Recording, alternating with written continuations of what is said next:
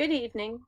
My name is Jenny Waitman, and I'm here today to talk to you about adult obesity and being overweight and the importance of wellness, and also to address why we need a policy put in place to address this growing public health issue. Obesity is a growing problem in the United States. In order to reduce obesity rates for adults, it is necessary to educate them on the importance of increasing their physical activity, exercise, and getting proper nutrition. Obesity is caused by many factors, including individual behaviors as well as genetics. Behaviors are the things that we do in our daily lives that have an effect on our health, such as eating poorly, not getting enough exercise, and being sedentary, or the use of medications. Implementing successful worksite wellness programs aimed at changing these behaviors will improve the lives of employees and their families, which will in turn create a healthier community. The CDC states that nearly 36.5% of all adult Americans are obese or overweight. This can lead to an increased risk in developing chronic health conditions. Obesity affects people of all race, but has a bigger effect on some people than it does others. This chart illustrates the percentages of the populations affected by obesity.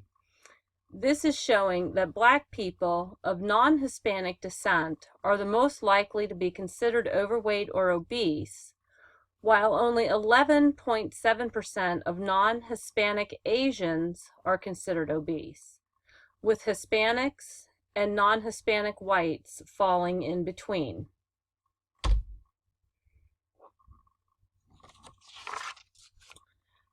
With obesity comes an increased cost of medical treatment. In 2008, the United States saw a cost of approximately $147 billion related to treating obesity-related conditions.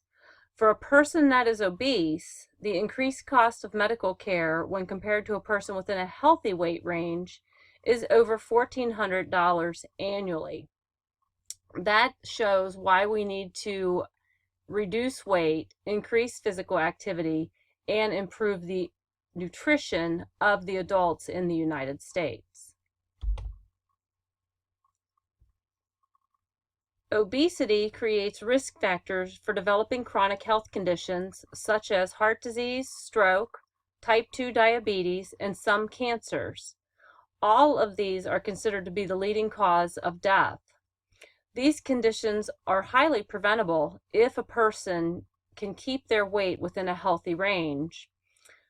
Those with an increase in abdominal fat are at the highest risk for developing cardiovascular disease, which for men is a 40-inch waistline and for women is a 35-inch waistline. When a person is obese, there are dire consequences to their health. In addition to the chronic health conditions that we've already discussed on the previous slide, a person is also at risk of developing and suffering from mental illness or disorders that may be related to obesity. Additionally, they could suffer from pain that comes from being obese, having difficulty functioning physically, and also just having a lower quality of life. So I am proposing that in order to develop a policy and help combat obesity, we concentrate on developing worksite wellness programs. The worksite wellness programs that we should develop are needed in order to increase physical activity. So it's necessary to work with the employers to implement programs that will allow employees the opportunity to participate in physical activity throughout their day. We will locate a wellness vendor partner that will work to provide programs to employers that can be implemented free of charge or at a reduced cost in order to promote movement throughout the employee's workday. We can implement things such as walking programs, physical activity challenges, and provide community resources to employers for their employees to use.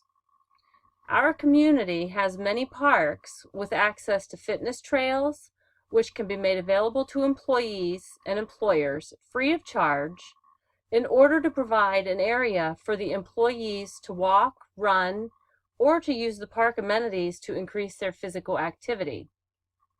In addition, we will work with employers to replace unhealthy options that they may currently have in their vending machines and replace those with healthier options in order to provide some better nutritional snacks. We will also work with local health providers to provide on-site dietitians with healthy cooking demos and also provide healthy recipes which the employees can take home and share with their families. In addition, the local health providers are willing to provide education on how to shop for healthy options when at the grocery and also how to properly read a nutrition label.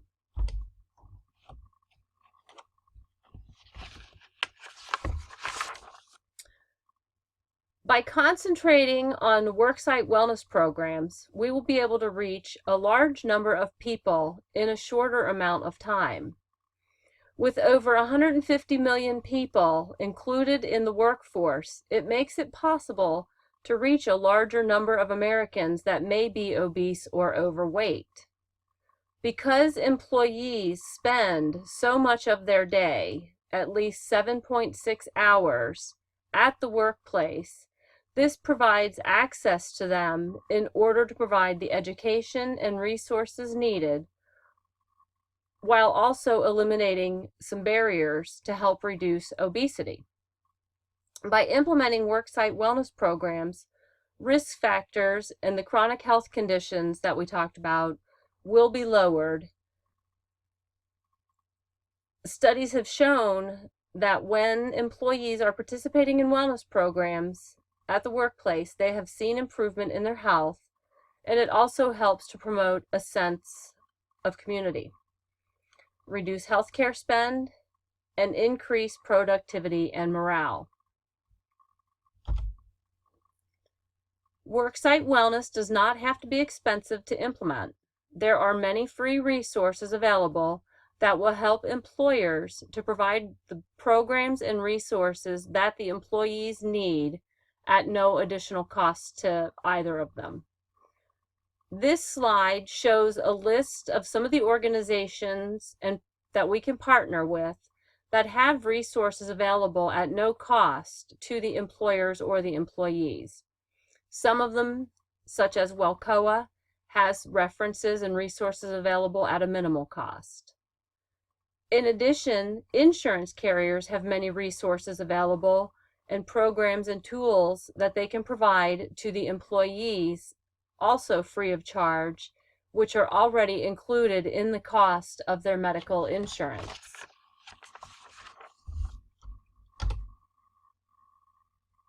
If a policy is not implemented aimed at reducing obesity, we will continue to see a rise in the cost of health care for our community, which will continue to put a burden on our employers by way of continued increases in health insurance cost. This could cause employers to reduce their benefit offerings, which could result in the risk of losing employees and income to the community if businesses are forced to go elsewhere. Without implementation of worksite wellness programs that educate employees on the importance of exercise and nutrition, we will continue to see a rise in obesity and a less healthy community population. Creating awareness and providing resources at the employer level gives us the opportunity to reach many people that may be obese or overweight within a reasonable time frame. With the support of our legislators, we can get this policy approved and implemented with the local employers. So I ask that you please give us your consideration and support our effort to combat obesity in this community. Thank you.